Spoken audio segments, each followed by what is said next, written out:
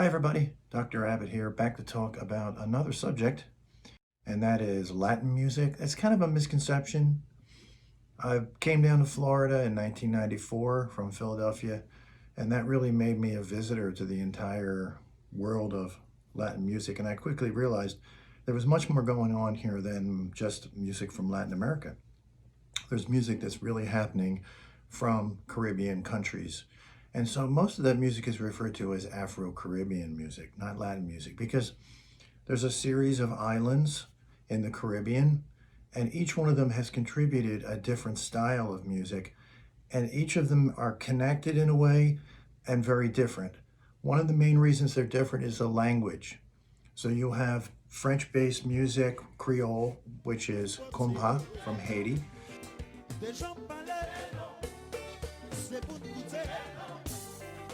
And you will have Spanish-based music.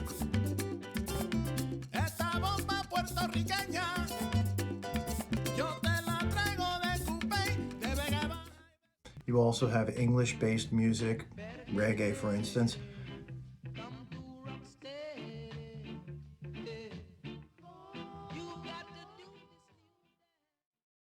So I think the place to start in terms of Latin music is that it is a rhythmic music. It's a music that has beautiful melodies, has, for the most part, very simple harmonies, but really what drives the music is some sort of interesting rhythm.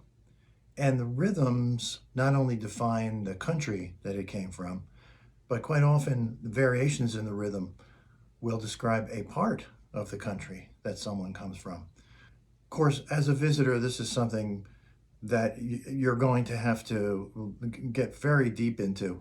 And I'm not going there at all today, because what's going to really be important here is that you get the biggest overview of what's going on in this kind of music, and then you can dive in as deep as you want, because that's the main thing that happens in this kind of music, and really any kind of music, is that there were always genres and then subgenres and styles and substyles and things that are very connected to a movement or a specific artist or a specific sound or a decade. So every one of them makes what makes music very interesting is all the varieties, all the hybrids, all the changes that happen over the course of a history of music. And that's, of course, what makes me a roots musician, because I'm very interested in playing things authentically with as much history behind what I play. And that's very difficult sometimes when you come to a new area and the area is full of all different kinds of histories. And that's just not this kind of music. I mean, it's the same thing in rap and hip hop. Different cities have different sounds. So that is a lot of what we're dealing with here. I'd like to start off by talking about just the very basics about what makes Latin music work. When you get on the drum set, what you're basically trying to do is try and put different parts that would be played by three people into one specific part. And so you might be playing something that the bass would play, something that the conga would play, and something that a bell player would play. Again, if they're playing it, you better not play it, because that's the rules. And there are a lot of very strict rules in this music when you get with musicians that have a long history of having not only played it, but taught it. Now, let's just say if you're playing it in your high school band or your middle school band, and all you've gotten is some part that's written on a piece of paper, you really have to listen to the song and multiple versions of the song and try and figure out an approach. And by the way, they play very repetitively. So there's a whole world of just feeling a groove and knowing when it feels right. And a lot of that is something that people completely miss. Now, this is going to be true of any style, but I've seen it particularly in Latin music and music from the Afro Caribbean world. There's a depth of the groove that you really want to try and find. And sometimes the only way to do that is to play it for long periods of time and just let it groove. So a lot of times that means you relax inside of the groove. And then little subtleties emerge. Someone might be soloing at one particular point, and then you're not even aware that they're soloing. It's so subtle. But then all of a sudden it just shifts over to someone else. So this is the beauty of it, this long groove. And that is something I really encourage you to do. You just find a basic groove. And that is really what's going on in Latin music. There's one, shall we call it a mother rhythm. There's one rhythm that dominates what's going on. Salsa music, for instance, is clave. Now, clave is a very interesting word. Clave is the word for key. So it's basically saying if you don't hear the clave in the music, you don't have the key to understanding the music. The extension of clave now is it's the password to your computer. That is the Spanish word for your password to your computer. So it's the password to understanding the music. So what it has then is this layer of rhythm that's going on. It's usually played on a block of wood or a set of claves like these. And claves are basically, they're rosewood. All right. So what I have two different pieces of wood, and because they're wood, they're going to sound different. So let's go into it on very simple detail. There's what's called the 3-side and the 2-side. The 3-side hits 3 notes, and the 2-side hits 2 notes. So it's almost as if someone asks a question and then there's an answer.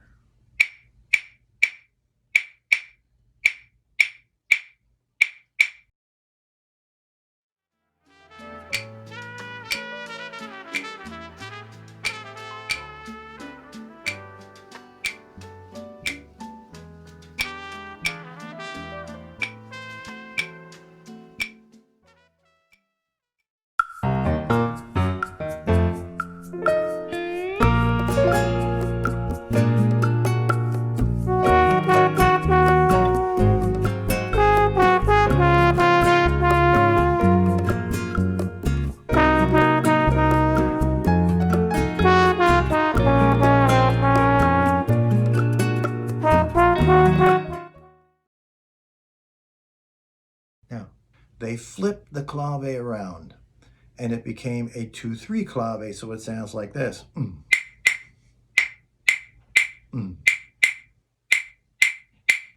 That music is all built on what's on the 3-side and what's on the 2-side. So, and particularly in salsa, you can hear this. Quite often, the horn parts will fit what fits on the 3-side and what fits on the 2-side. And if you have the wrong one playing, if you're the one who doesn't understand what's going on, they look at you like this. That's called Cruzado. It means that you are playing the wrong clave. So you could be playing a 3-2 when everybody else is in 2-3 and you're Cruzado. Okay. Now this is a Sambu. Sambu is a drum set style. So remember, a lot of what happens in Afro Caribbean music is there's a lot of hybrids and cross styles. But this is a great example because it actually has the clave being played and it's a 2-3.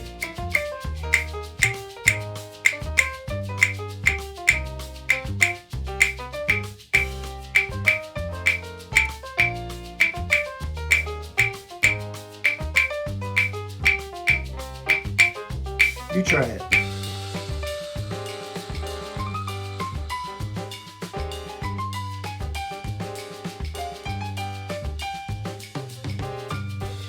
Now listen to, on the 3-side, the chord changes early.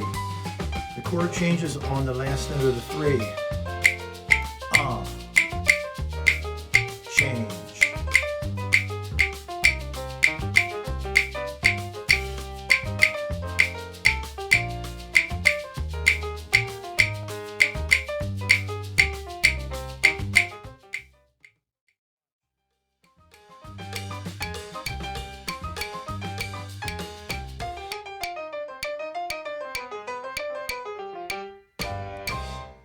See how it ended in the right clave? That's how you know you're right. So to wrap up this first session on Afro Caribbean or Latin music, clave, as we said, is the key or the password. However, that's not it for the Caribbean. There's many other styles. There are styles that use just the 3-side, like soca. There are styles that disregard the entire clave concept, like merengue, for instance, from the Dominican Republic. We also have many other variations and styles that are very connected to certain islands. For instance, chutney, which is an Indian-based music in Trinidad. Something called rake and scrape, which is music from the Bahamas, which uses basically a saw and a file on the saw. So there's styles that are very organized and very well recorded. There's styles that are real folky and sound like they're being recorded on someone's back porch. That's the beauty of what's going on in this entire island chain. And what's interesting is South Florida, where I live, is part of that island chain. And anything that connects to the Caribbean, so the coastal areas of Colombia, Belize, and the African influences, even of the African countries. So it would be a completely different story if we were talking about a chain of islands in the Pacific. It would be different rhythms, different hybrids, different influences. This, however, is part of particularly the southeastern part of the United States. And it's probably the main reason I came down to South Florida, was just to immerse myself in that culture. What you can do with the clave is you set up the clave as a 2-3 in the opening section, for instance, of a salsa song.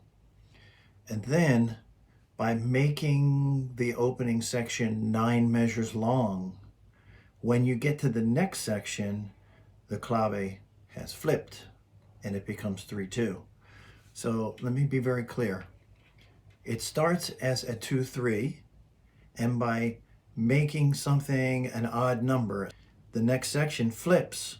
And then obviously what you do at the end of that section is you use another odd measure and it goes back to the 2-3 clave. So this is really an interesting way to listen to the music. What you need to do is you need to play the clave and hear how it changes. This is the big challenge, is to keep hearing the clave. And some drum set players in particular, Horacio Hernandez is a perfect example, play the clave with their left foot on the hi-hat.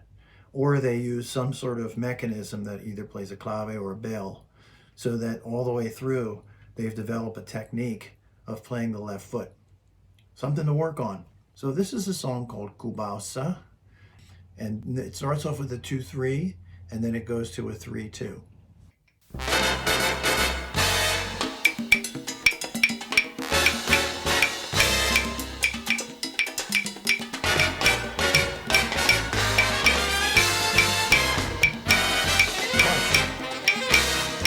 Now it's 3-2.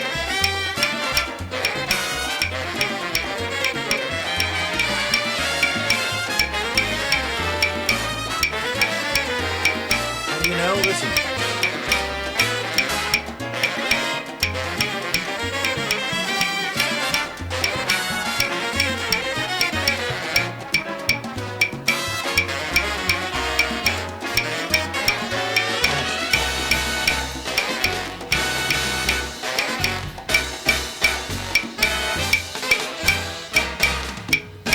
Now it's back 2. Now the soloing is all 2-3. If it wasn't like that, the music would be so predictable. Everything would be 2-3, 2-3 all the way, or 3-2, 3-2 all the way.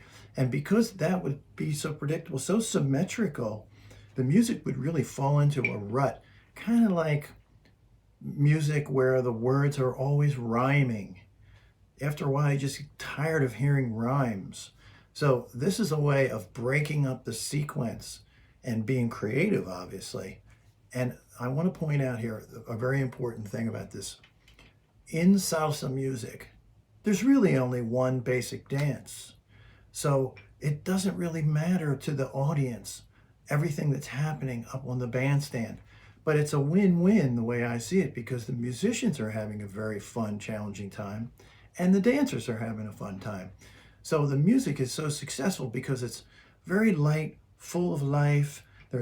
It's a dancing music. There's a music that has a dance related to it.